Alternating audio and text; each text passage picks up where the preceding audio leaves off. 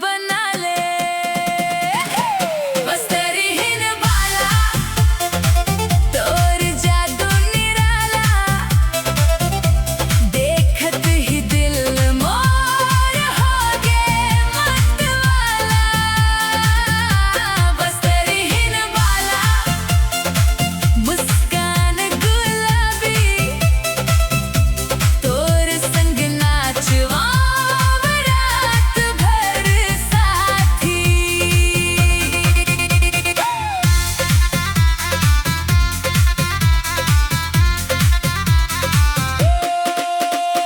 बरई के मिला मन तोर संग घूम हूँ, रंग बिरंगी सपना ला सजा के चूम हूँ। तोर माया के रंग मन रंग गे हवाओं में, तोर बिना अब कुछ नहीं लागे मोला भाई। ढोल नगाड़ा बाजे दिल धक धक करे, तोर खातिर सजना दुनिया ले लड़े।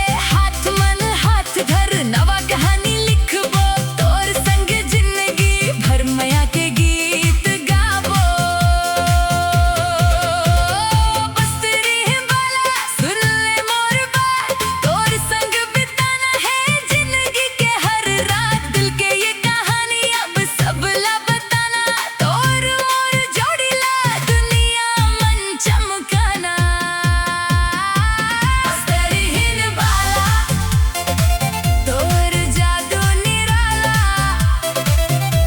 देखत ही दिल मोर हो गे मतवाला।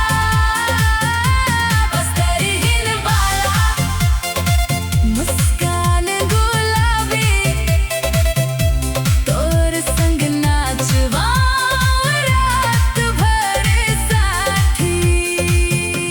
बस तेरी हिन बाला, बस तेरी हिन बाला, बस तेरी हिन बाला, तोर माया मन दिल मोर हो गे मतवाला। बस तेरी हिन बाला, बस तेरी हिन बाला, नाचबो गाबो संगी बन के प्रेम दीवाना।